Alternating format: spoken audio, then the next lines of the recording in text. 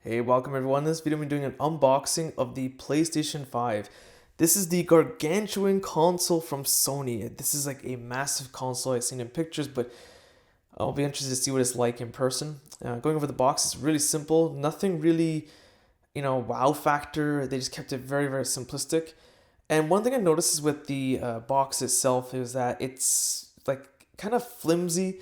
The tape here that I'm taking off was kind of half peeled when it came out of the shipping box. So I was kind of concerned about that.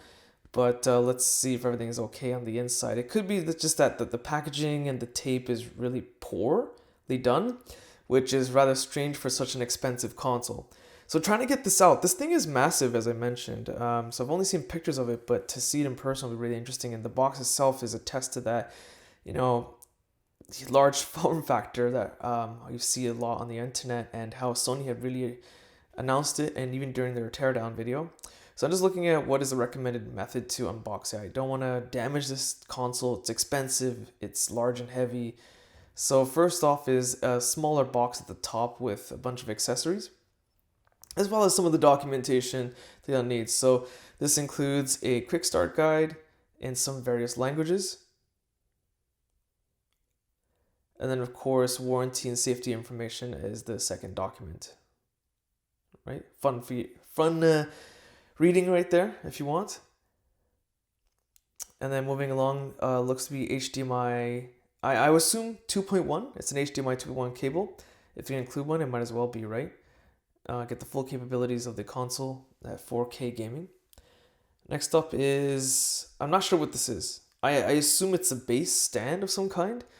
To place it maybe, I think, flat. I know that you can turn the console on its side, I didn't know there was a stand for it.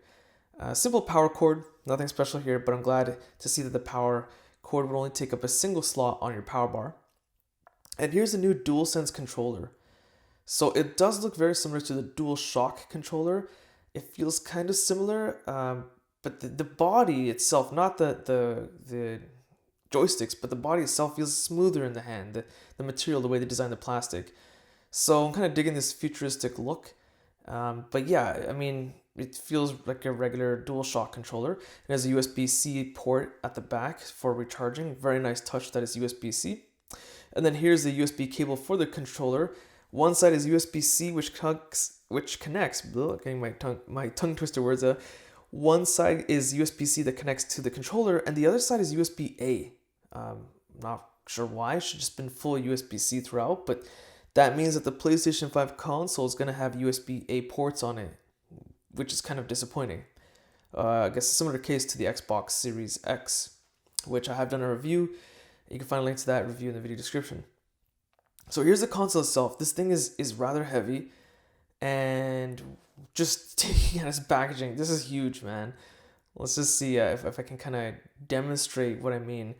I know at this angle it's a little tough. It's a little tough for me to get it on unboxing as well, so just bear with me while I'm in the way. But I will move out of the way so you guys can get a better look at it. Okay. So there's the console itself. This thing is massive. It's huge. You would think it's like a mini gaming PC tower. I'm just trying to compare it to my body, just to give you an idea what it looks like. It's bigger than my forearm and hand combined almost. Like, this is a huge, huge, huge console. So just looking at the ports. So there's a single USB-C port at the front. Okay, so there's one.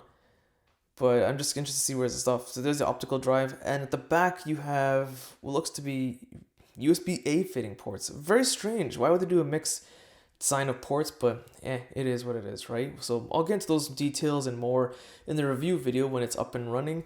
The link to the review will be in the video description when it's ready. And that's pretty much it from me. I hope you enjoyed this unboxing.